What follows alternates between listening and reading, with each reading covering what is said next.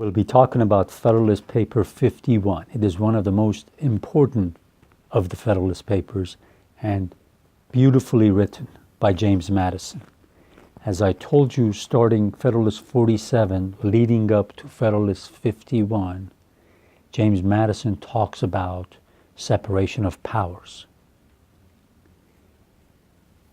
Indirectly, he's talking about rule of law.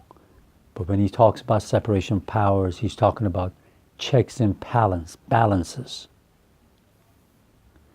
How do you frame a government where one part, one branch, doesn't dominate the others, doesn't tyrannize over the others?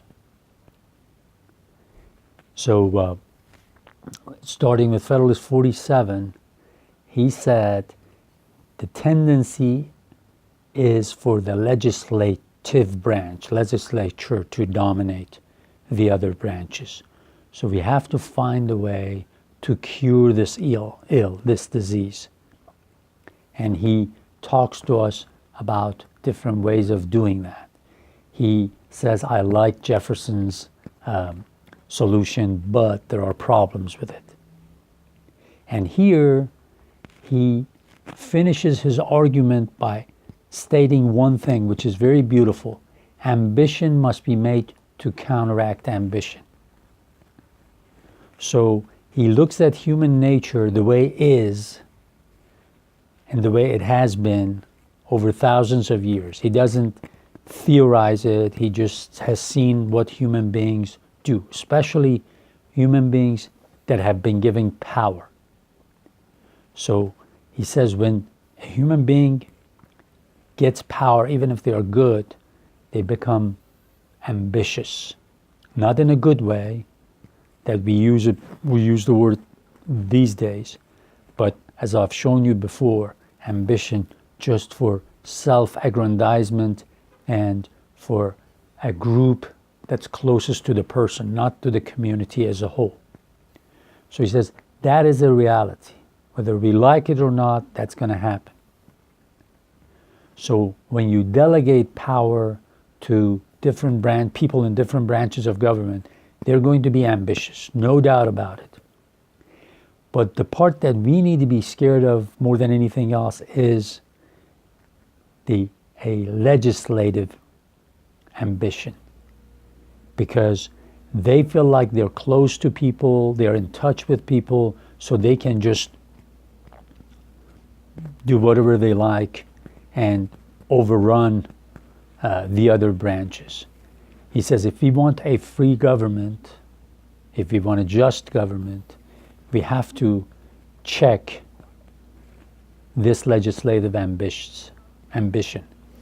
And how are you going to do it? He says, well, if we've already accepted that human beings with power become ambitious, whether we like it or not, what we'll do is we'll use ambition of, let's say, office of the president, a president's self-interest and ambition to check the legislature. There's nothing wrong with it, he says. He says, number one, you want to make the president feel like he really, really has the tools to do his job and he really matters. So counteract it that way. One way of doing that is give the president a veto power. If you give him an absolute veto power, then he becomes too ambitious. So that's not the way to do it. You give it a qualified veto power, just like this new Constitution has done. It can be overridden by 2/3 of the Congress, but the Congress, the legislative branch, will know that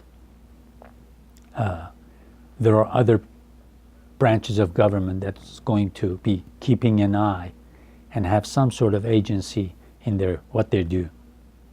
Another thing he says you want to do to make sure that the legislature doesn't get too tyrannical, like we have done in the legislature of the United States, is we've divided it into two parts. The House of Representatives, more reflective of the will of the day-to-day will of the people, and a Senate, fewer numbers, elected for 6 years to put a check on maybe the House of Representatives day-to-day actions where much might not be looking for the long-term interest of America, but for the short-term interest of themselves and their communities. You make the judges independent in a sense that you don't allow the legislature to reduce their salaries. The judges, the federal judges, serve during good behavior.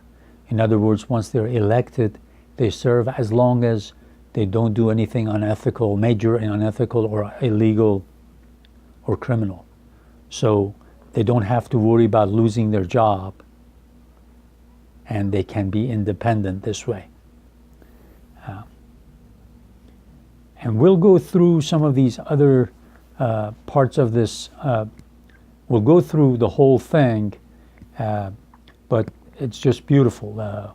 One of the parts that we'll be coming to, it may be a reflection on human nature. This is one of the most beautiful things.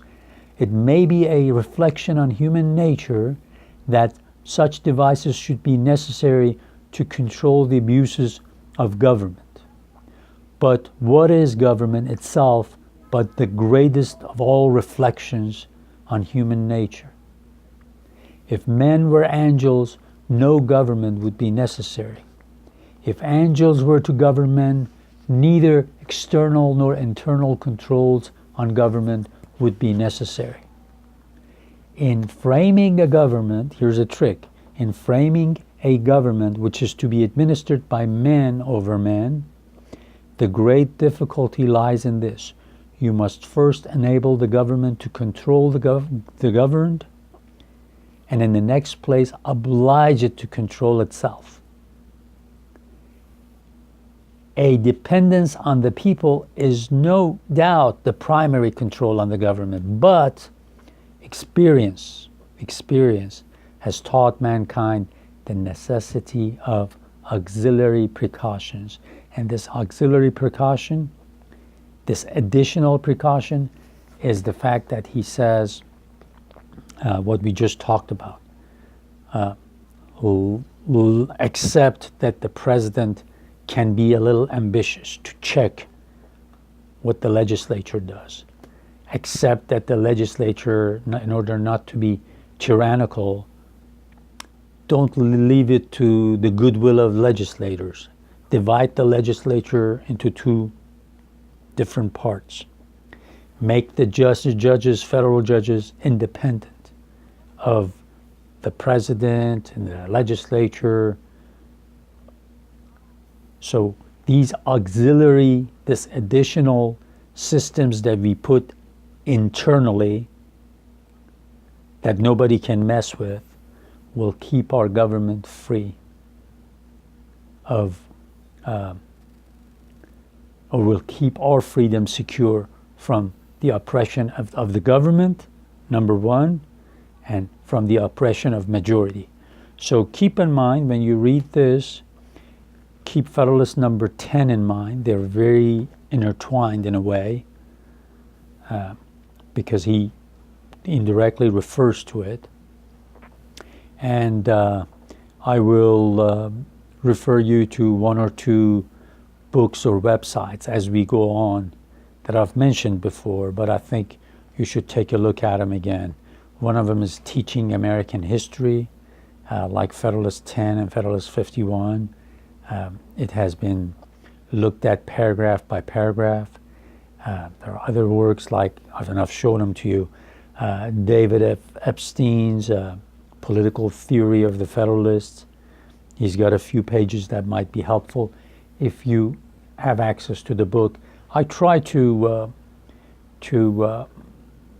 explain some of it as we go on, but teachingamericanhistory.org is online.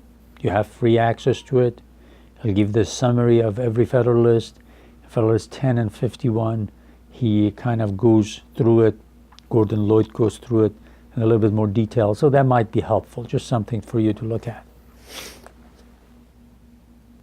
So see you in part 2 of Federalist 51.